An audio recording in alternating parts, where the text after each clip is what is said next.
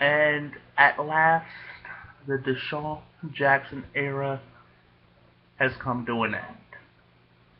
I'm not surprised by it. Like I said, um, you know, I said before a couple videos ago, as great a player as he was, he just never, in my own personal opinion, seemed like he was a player that was about the team, you know, or anything like that.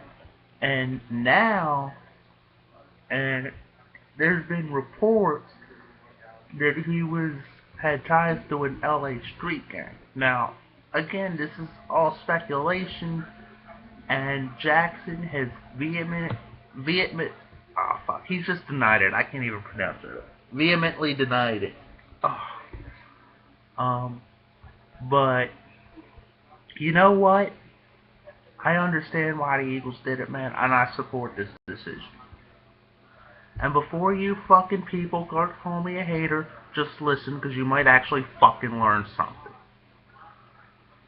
I have seen several instances. I've been an Eagles fan since 1990 fucking six.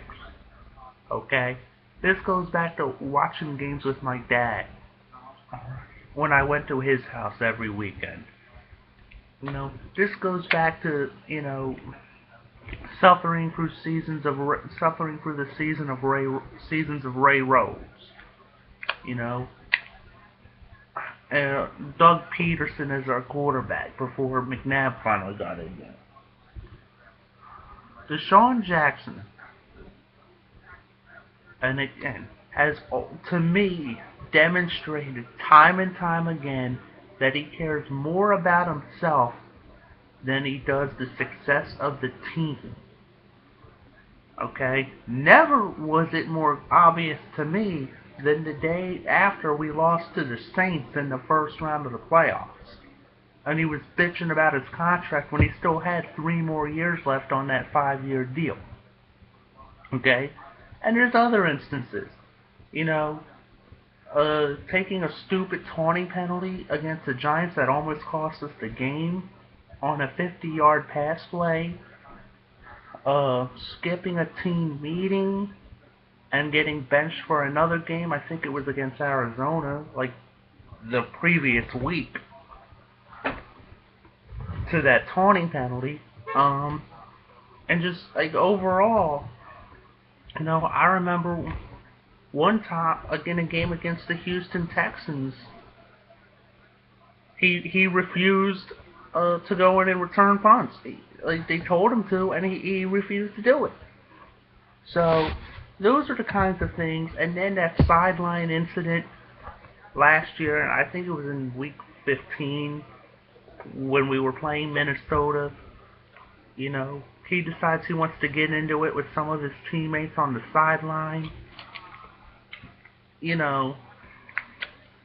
Just things like that, man. It's always little things. But the one thing that I truly believe struck a nerve with this team, with the Eagles, was him bitching about his contract after we lost to the Saints, where he didn't even do anything up in that game until the guy who was covering him, I believe it was Keenan Lewis, went out with that injury. So there you have it, folks. I mean, look, hate me all you want. I'm just giving you my own opinion, alright? So, and that's the bottom line. And in this offense, again, I don't see where the Eagles will have too much trouble finding a suitable replacement. You got some really good wide receivers in the draft. And like I said before, the Eagles, if last year was any indication, they're going to run the ball a lot anyway and set up the pass. And you're still going to have Macklin. You're still going to have Cooper. You're still going to have your 2 tight end set, which worked really well last year. I don't think this hurts the Eagles' offense.